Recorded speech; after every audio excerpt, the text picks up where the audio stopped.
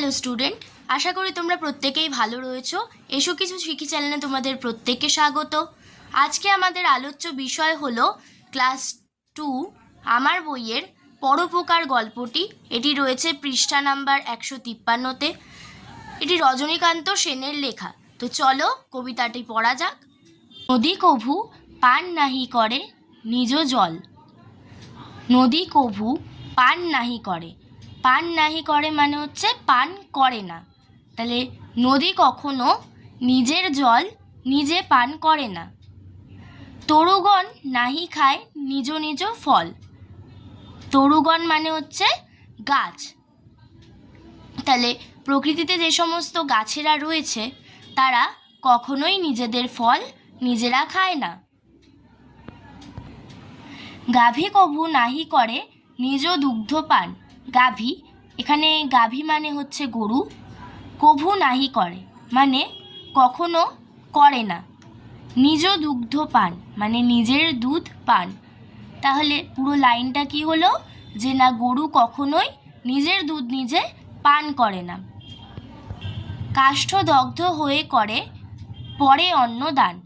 এখানে কাষ্ঠ মানে হচ্ছে কাঠ, দগ্ধ মানে পুড়ে, হয়ে করে পরে অন্নদান মানে কাঠ পুড়ে অপরকে অন্নদান করে। আমরা জানি যে আমরা কাঠের জ্বালানিতে রান্না করি, যখন কাঠ পুড়ে তবেই তো আমাদের ভাতটা তৈরি হয়। তাই বলছে যে কাষ্ঠ দগ্ধ হয়ে পরে অন্নদান। স্বর্ণ করে নিজ রূপে অপরে শোভিত মানে সোনা তার নিজের রূপ দিয়ে অপরকে সাজিয়ে তোলে। মানে সোনার, আমরা জানি সোনার গয়না খুব সুন্দর হয়।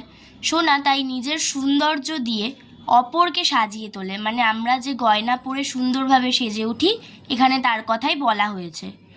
বংশী করে নিজ রূপে অপরে মোহিত। বংশী মানে হচ্ছে বাঁশি, করে নিজ রূপে অপরে মোহিত মানে অপরে মানে হচ্ছে অপর কাউকে, মোহিত মানে হচ্ছে মুগ্ধ করা। তাহলে বাঁশি করে অপরকে মুগ্ধ মানে বাঁশি তার সুর দিয়ে আমাদের মুগ্ধ করে তোলে, এখানে সেটাই বলা হয়েছে।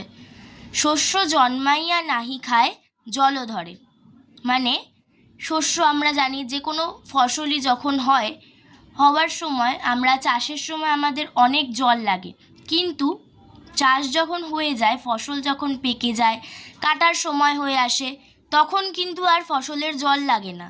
তখন ফসল যত শুকাবে ততই ভালো হয়। তাই এখানে তাই বলেছে যে শস্য জন্মাইয়া নাহি খায় জলধরে মানে শস্য যখন পুরোপুরি তৈরি হয়ে যায় কাটার জন্য, তখন কিন্তু তার কোনো রকম জল লাগে না, জলের প্রয়োজন হয় না। সাধুর ঐশ্বর্য শুধু পরহিত তরে মানে সাধুর যে সমস্ত ঐশ্বর্য রয়েছে, মানে সাধুদের তো অনেক জ্ঞান থাকে আমরা জানি। তাহলে সাধুর যত জ্ঞান সেই সমস্ত সাধু অপরকে দিয়ে যেতে চায়, মানে আমাদের দিয়ে যেতে চায়। আমরা সাধুদের কাছ থেকে অনেক কিছু শিখতে পারি, তাদের অনেক জ্ঞান রয়েছে, তারা অনেক পরোপকারী হয়, অপরকে সাহায্য করে, তাদের অনেক বুদ্ধি আছে আমরা জানি। তাই সাধু সেগুলো অপরের মধ্যে বিলিয়ে দিতে চায়।